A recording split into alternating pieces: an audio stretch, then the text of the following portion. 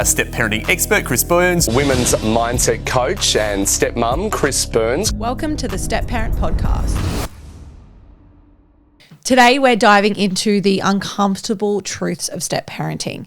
These are things I've personally had to face, and maybe you will too. And look, they can feel fucking confronting. Sometimes it'll slap you in the face when you least expect it. But if you're brave enough to look at it, they're also the very few things that will grow you, sharpen you, and build the emotional intelligence your blended family deeply needs. So let's get really honest. These are the truths that no one's going to tell you about step parenting. They are fucking very uncomfortable. Let's dive in. Double standards will freaking expose you. You will notice yourself reacting differently to the same behaviors depending on whether it's your bio child or your stepchild. And that awareness is a really uncomfortable but necessary thing that you need to face in step parenting.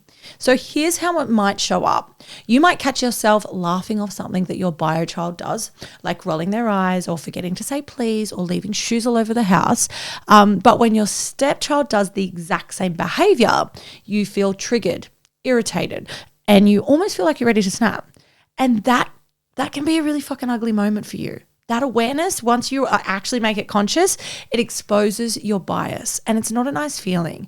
The reality is those double standards aren't about the kids. They're about you. They reveal where you're carrying old wounds or where you're unconsciously creating different expectations.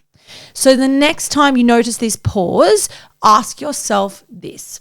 If my bio child, if it were them, how am I going to react? That split second of awareness is everything, and it gives you the choice to level the playing field and respond with integrity, not just impulse. Remember, kids notice the differences even if they don't say it. Fairness builds so much trust in a blended home.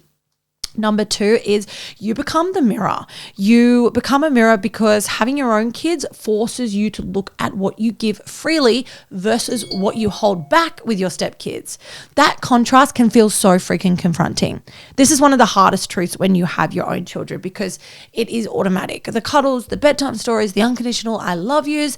But with stepkids, especially if you're coming to the picture and the kids are older, you can give love but sometimes it does come with conditions, or you might hold back and be afraid of rejection, afraid of overstepping, or still protecting your heart. And then boom, when your own kid arrives, it exposes the difference. You can't hide from it. It makes you suddenly realize I give love freely here, and I'm opening up the mic for If I'm Honest, a new space on the Step Parent Podcast where step parents can finally speak their truth. Raw, unfiltered, and completely anonymous. You do not need to be polished. You just need to be real. Record your story. I'll listen and share it on the podcast. Because when one of us gets honest, it gives everyone else the permission to do the same. Pull away from it here. It forces you to grow if you allow it to. So instead of shaming yourself, I want you to start using it as the contrast as feedback. Where am I holding back? Why? What am I scared of? Often it's not about the kid. It's about your fear of not being enough or you being rejected. The tool here is to start small and lean into the micro moments of connection. Slowly it builds over time. What once felt like it was forced can really become genuine if you let it. So number 3, it can expose your wounds around belonging. Not enough, rejection, self-worth, trust, judgment, it all can compound quite quickly. Your ego can show up quietly, and it requires external validation to be fed and fueled. So don't avoid accountability here. This is absolutely on you. Step parenting has a way of poking at every insecurity that you have ever had. It will whisper, you don't belong. You're not really part of this family. You're a backup parent. And if you're not careful, those stories can take over. You might catch yourself feeling crushed when a stepkid chooses their bio parent over you, or when they dismiss your opinion, or when you don't get acknowledged for everything that you do behind the scenes. That wound of belonging, it runs really deep. But here's the thing, it's your wound, not their responsibility.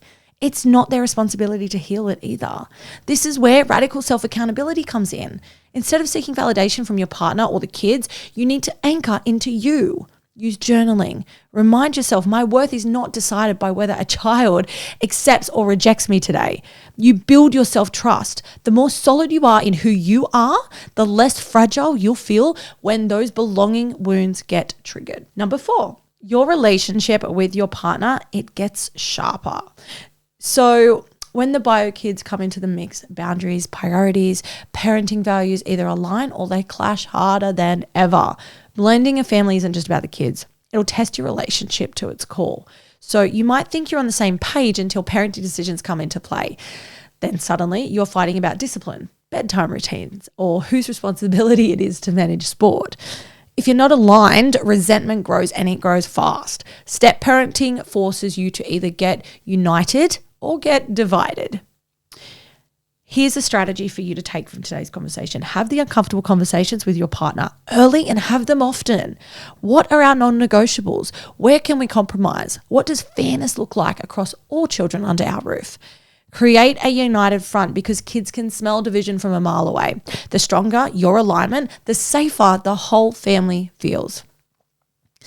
Number 5 is the calendar becomes a freaking king. So when you've got bio kids, step kids, organization is not fucking optional. School runs, you got sport, birthdays, routines, it all collides. So without structure, chaos wins. You need to adopt a mindset here of it's always on me, or you will hold resentment towards others when things aren't done the way that you want them to be done. If you're in a blended family, you know this truth all too well. The calendar rules your life. So different custody schedules can play out, different sports, birthday parties, the school holidays. When it all overlaps, it feels like a never-ending puzzle. The trap is resentment. You start to feel like the logistics might fall on you, like you're the one who remembers everything while everyone else just sits back and relaxes. That's when burnout and bitterness creep in. Take back control by creating some structure, shared calendars, weekly planning sessions, even a family whiteboard on the fridge. But here's the mindset shift that you need. Stop waiting for everyone else to carry it the way you do. Decide, if this matters to me, I will take responsibility for it. When you release the need for fairness, you release half of the resentment that's playing out on the inside. Speaking of resentment, victimhood, anger, they are a choice. They are a choice. So is guilt, so is sadness. Your feelings will absolutely be valid, but they are yours. Choose to hold your own feelings and be accountable as fuck to calling out your own behavior. This one stings because it calls us all out. Yes, your feelings are valid. Yes, this journey is hard, but staying stuck in victimhood, blame, or resentment, that is a choice. You might feel justified, and maybe you are, but justified doesn't mean helpful. The truth is, no one else can carry your emotions for you. You either own them or they own you. So next time you feel resentment freaking bubbling, I want you to call it out. This is my feeling. No one put it here but me. Then ask, what do I need to change in myself or in my boundaries so I don't sit in this cycle again? Emotional intelligence isn't about bypassing feelings. It's about owning them. And accountability is freedom. So those are some of the uncomfortable truths of step parenting. They're raw, they're confronting, and they're honestly just unavoidable. But here's the reframe. Every single one of them is an opportunity for growth. Double standards make you more self-aware. The mirror makes you more intentional. Belonging wounds push you harder into deeper self-worth. Relationship clashes force you and your partner to get united. And the calendar teaches you responsibility and structures. And accountability, well, that's the fucking superpower that makes it all of it sustainable in step parenting.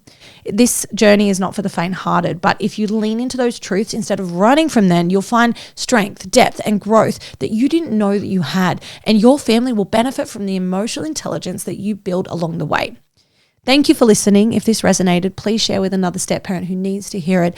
And don't forget to subscribe so you don't miss future episodes. Thank you.